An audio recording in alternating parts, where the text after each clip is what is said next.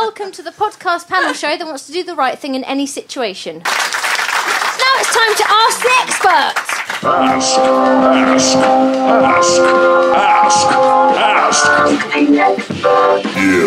In this round, our panel have to second guess what an actual expert would do in a given situation. So please welcome our actual expert, whose actual expertise is in simultaneous interpretation, Matthew Perret. Hello, Matthew. Hello. What does simultaneous interpretation mean? Well, it's the technology that is used for multilingual meetings where there are lots of languages being spoken. So participants will put headphones on and listen to the translation into the language that they want. We sit in soundproof booths listening to different languages and speaking into a microphone, conveying what we hear in real time, more or less. And what languages do you speak? I interpret from French, Spanish, Italian and Portuguese into English and from English into Spanish. Now, in my script it says, prove it, say, the monkey is in the tree. The monkey is in the tree. Well, that's all the evidence I need. That's good enough for me. I think I could say that in Spanish. Go on then. El mono está en el árbol. I only know one. Can I just do an interpretation for you to prove my credentials? He just said the monkey is in the tree.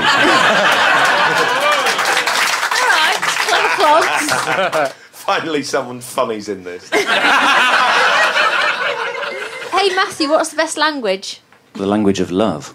Oh. I like German. That's what I meant, German. Yeah. If not you, sorry, Matthew, you're lovely. But if a woman speaks German to me, I go ever so slightly odd. Especially says something like, Ich bin Jodie Foster. No, I don't care what they say. It's a dream. I think she fancies you now, Nick. Oh. No, and it's the whole idea of I've got a real fascination for especially older women who tell me what to do. So if Hitler had been a lady, you'd have really fancied him. Yeah, Brenda Hitler.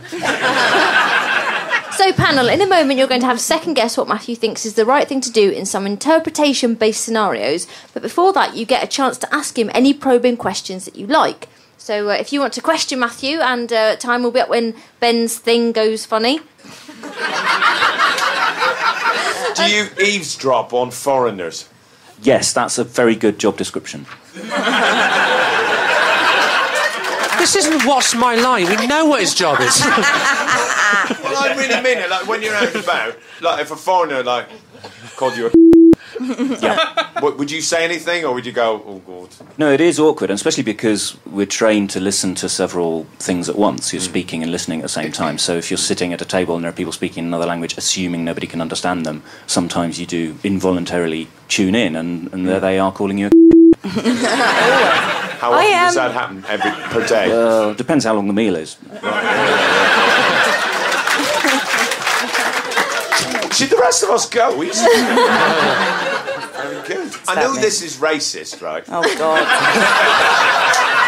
Wow. Given how racist something is when someone says, I don't want to be racist, but this is going to be pretty racist. I like it when foreign people say English words in amongst all their foreign language. I think it's really, really funny. Because, like if you heard a Chinese person... Say what? If you heard... Susan's leaving. Susan Calman, who knows the law, is almost out of the room right now. No, look, I'm not being right. I'm just stating a fact. No. If you heard a racist Chinese person. You heard a Chinese person, seriously, right? Yeah. Say, ching, ching, ching.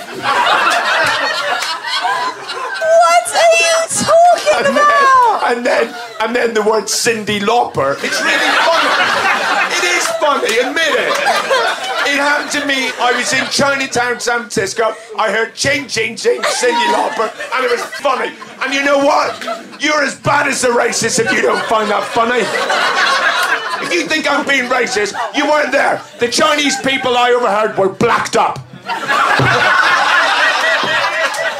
As they often are. Those are black people. Being racist about the Chinese, which they often are. I think we should just skip straight to the first scenario.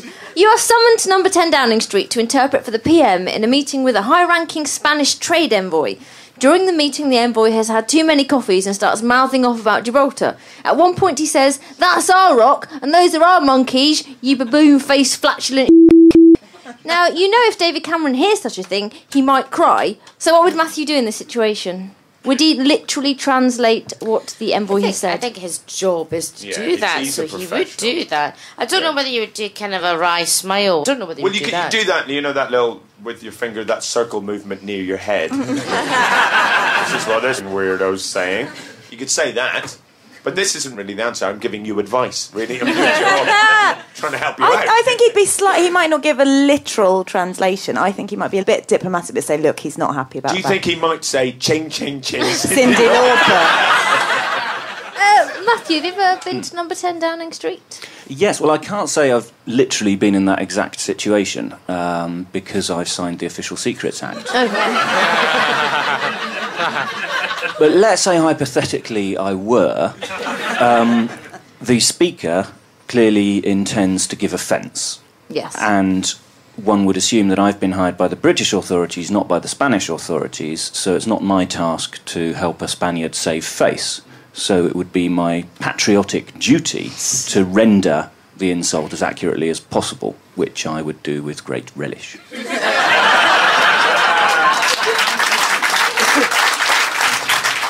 Thank you very much to our expert, Matthew.